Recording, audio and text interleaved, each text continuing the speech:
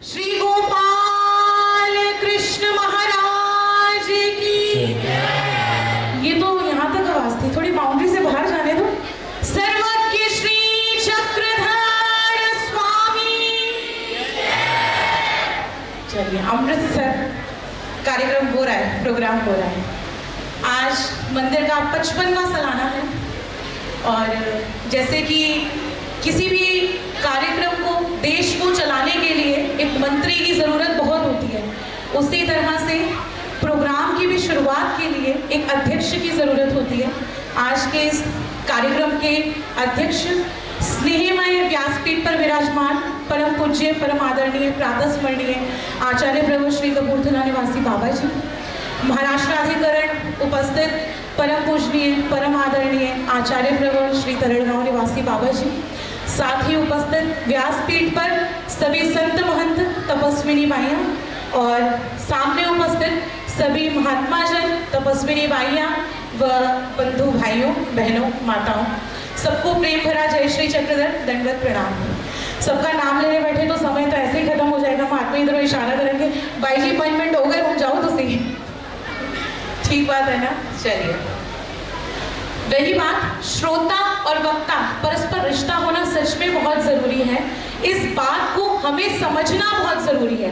अभी थोड़ी देर पहले होशियारपुर निवासी पूज्य श्री बाबा जी ने बड़ा अच्छा बोला था कि हमारे श्रद्धेय श्री बाबा जी ने बड़े अच्छी तरह से कच्चे हीरे खोजे हैं, जो अलग अलग आश्रमों में जाकर उन्होंने शास्त्र अध्ययन करा और आज धर्म प्रचार के लिए वो अपना जीवन देने के लिए खड़े हैं। वो हीरे जो तराशे गए हैं, वो हीरे आज आप सबके सामने खड़े हुए हैं। हम कभी भी किसी शहर, किसी जगह जाते हैं, उस जगह को घूमते हैं, वहां से एक यादगार चीज के तौर पर उस चीज को खरीद कर अपने घर पे ले जाना पसंद करते हैं। और जब भी हमारे घर पे कोई बाहर से आए तो हम बड़े उत्साह से, बड़ी खुशी से उस चीज को दिखाते हैं, अरे मैं तो लेके आई सी। तो आपको तो सौभाग्य की बात, कहीं और जाने की आवश्यकता ही नहीं पड़ी। वो सिद्धियां, वो हीरे, वो मोती खुद यहाँ पर आए हुए हैं। अब जब यहाँ पर आए हुए हैं तो आपको शरीर पर सजाने के लिए कुछ नहीं मिल रहा, लेकिन सबसे पवित्र जिस वजह से ये शरीर है, और जब तक है तब तक ही ये शरीर है, वरना शरीर के इंसान का नाम भी नहीं रह जाता। जैसे ही आत्मा निकल जाए तो बॉडी आ जाती है, बॉडी उठाओ, बॉडी लेके जाओ, बॉडी यहाँ करो, बॉडी वहाँ करो, जल्दी करो, देर हो रही है, सिर्फ इतनी ही बात रह जाती है। तो वो आत्मा रूपी जो विशेष बात होती है, उस आत्मा को सजाने के लिए आपको मुख्य रूपी इन ज्ञान सभा के माध्यम से वो अलंकार, वो श्रृंगार करने के लिए आपको मिलता है। और उसको भी अगर आप गवा दोगे तो जो ढेर एक गठड़ी आपके साथ जानी है, वो तो फिर खाली जाएगी, उसका कुछ उद्देश्य ही नहीं हो पाएगा। तो वो गठड़ी में साथ ले जाने के लिए, आत्मा रूपी श्रृंगार के लिए आपका श्रोताओं का एकत्र होना, शांत होना, लक्ष्य देना बहुत ज्यादा जरूरी होता है। शरीर की बात ही कर रहे हैं तो शरीर बनाने में अलग अलग अंग आए, हाथ, पैर, सिर, सब कुछ आया, ज्ञान इंद्रियां आई, कर्म इंद्रियां आई। उन सब इंद्रियों में मुख्य रूपी इंद्रिय अगर कोई आई तो वह है हमारी जिह्वा इंद्रिय, हमारी जीभ। और इसी इंद्रिय के माध्यम से वाचा आती है, और इसी वाचा के माध्यम से ही परमेश्वर स्वयं ही जीवों को अपना ज्ञान साधन देते हैं, जीवों को ज्ञान प्राप्त करवाते हैं कि अरे ये ऐसा है। और सबसे बड़ा चैतन्य अपर परमेश्वर है, इस बात का बोध करवाते हैं।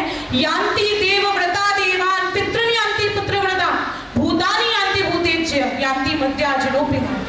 मतलब जो जिसकी उपासना कर रहा है वो उसी को प्राप्त करेगा, लेकिन मुझे प्राप्त करने पर पुनरावर्तिनो अर्जुन, तुझे वापस आना ही नहीं पड़ेगा।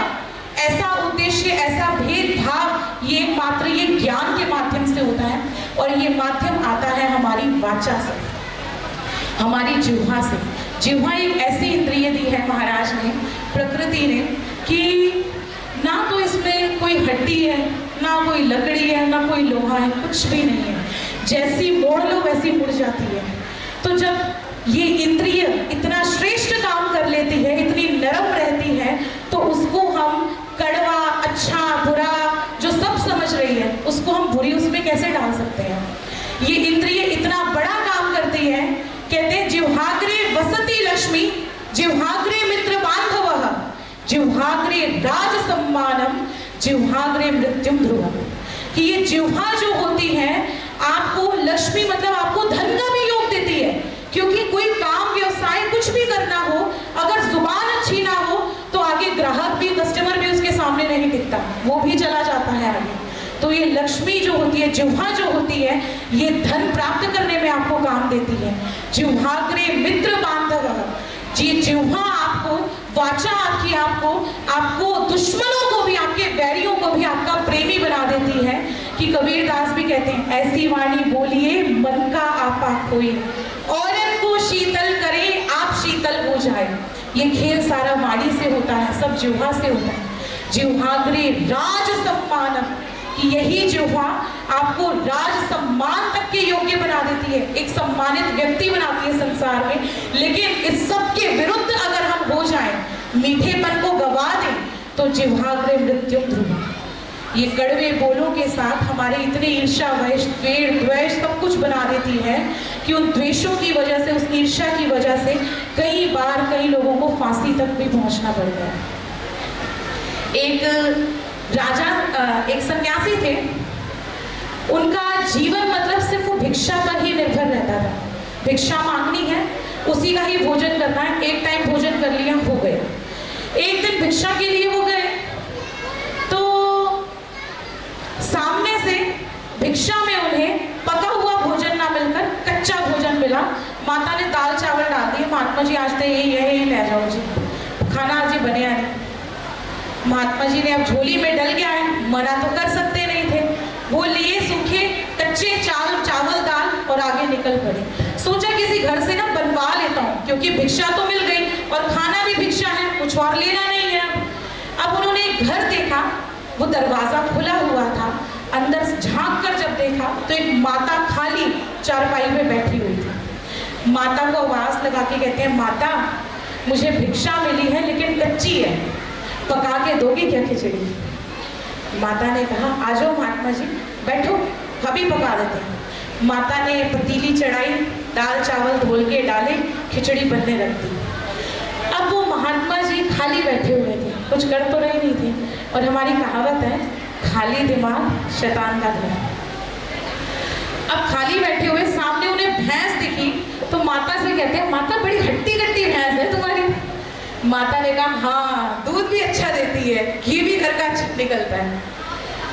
महात्मा जी ने दोबारा कहा, वो तो बात ठीक है, लेकिन ये इतनी हट्टी कट्टी, आपका दरवाजा इतना छोटा कि मुझे भी छुप के आना पड़ा, कल को ये मर गई तो आपको तो दरवाजा तोड़ना पड़ेगा।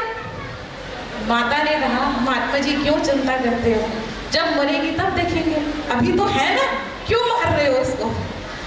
माता अपने वापस खिचड़ी पे ध्यान दे रही है। अभी खिचड़ी पकने वाली थी लेकिन पानी था उसमें। अब दोबारा से खाली दिमाग शैतान का घर, एक और फितूर आया। माता घर में तेरे अलावा कोई दिख नहीं रहा, क्या खेल है? कहते कोई बच्चा नहीं है आपका?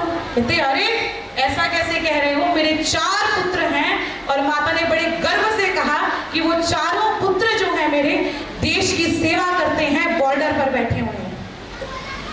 महात्मा फिर बोल पड़े, माता क्या बात कर रही है, क्या गुरूर कर रही है तुम, देश की सेवा कर रही है? मतलब कभी भी उनके सर पे बंदूक, कभी भी गोली, खत्म, फिर तेरे को कौन देखेगा बुढ़ापे में? माता ने कहा अब बस हो गया भाई, पहले तूने भैंस मारी, अब 4 बच्चे मार दिए मेरे, ऐसे कैसे चलेगा? माता ने वो पतीला उठाया, कहा झोली का रख के, झोली करी, वो उसकी खिचड़ी उसके उसी में वैसे ही पानी बड़ी हुई, उसकी झोली में डाली, कहते उन जा, बस हो गया। अब महात्मा जी निकल पड़े, समझ गए थे, क्योंकि स्वभाव से मजबूर थे लेकिन ज्ञान तो था ना। अब सामने से एक कोई व्यक्ति आ रहा था, उसने पूछा कि आपकी झोली से क्या टपक रहा है? उन्होंने कहा कुछ नहीं, मेरी जिह्वा का जो रस है ना वो टपक रहा है। तो वही बात हो जाती है कि सच में जिह्वा हमें बहुत सारे मित्र बंधुओं तक भी अपनाती है, और जिह्वा ही हमें इतना नीचे तक गिरा देती है कि हमारे कर्म मृत्यु जैसे हीन कर्म हो जाते हैं। संगत करे बड़ों की बढ़त बढ़त जाए, संगत करे गधों की दो दो लाते खाए। ये हमारे ऊपर निर्भर करता है। और बात आई जिह्वा की, वाचा की, तो यानी प्रेम की। पहले पुराने अमृतसर के श्री बाबा जी से बहुत ज़्यादा प्यार था। कई बार, एक बार भुसावल मार्केट गई थी मैं, पहले भुसावल आश्रम में वहीं पे ही रहती थी मैं, बाजार में थी, बाबा जी को पता चला बाजार है, बाबा जी का फोन आया, कहते अक्ल नहीं है तेनो, बाजार आई है मंदिर नहीं आई।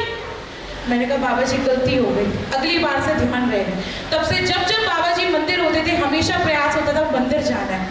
और आज वही प्रयास, वही प्रेम हमारे गुरु बंधु पूज्य श्री सागर मुनि दादा जी कि उनका वो प्यार और बाबा जी की पुरानी यादें वो अमृतसर लेकर आई कि दिल्ली में कार्यक्रम होने के बावजूद कहा नहीं, जो पुरानी नींव है, जो प्यार है, जिन्होंने हक से डांट कर बोला था कि तू यहाँ क्यों नहीं आई, वहाँ जाना ज़्यादा योग्य है। ईश्वर उन्हें धर्म में सदृढ़ रखे, सुख स्वास्थ्य दे, सेहत बख्शे, ताकि धर्म प्रचार के लिए ऐसे ही जो नवयुवकों की, साधुओं की, नए विचारों की जो बात कही थी कि बदलाव जरूरी है, गर्मी में बैठकर आधे लोग गायब हो जाएं, उसकी बजाय अच्छी जगह पर बैठकर सारे एकाग्रचित होकर जो दो तालियां आपस में बज सकती हैं, वो वक्ता श्रोता का रिलेशन, वो रिश्ता खराब ना हो, उसके लिए जरूरी है। तो आधुनिक समय के लिए जो बदलाव जरूरी है, उन सबको ध्यान रखते हुए महात्मा जी आगे धर्म में खूब खूब प्रचार करें, ईश्वर उन पर हमेशा कृपा बनाई रखें। इतना ही बोलकर अपने आप को विराम दूंगी। दंडवत प्रणाम, जय श्री चक्रधर आप सभी को। एक और बार महात्मा जी सबका स्वागत कर रहे हैं। मेरे हमारे गुरु भाई हैं, हम एक ही आश्रम में साथ ही पढ़े हैं। आज हम भी शॉल डालकर उनका स्वागत, उनका सम्मान करना चाहते हैं।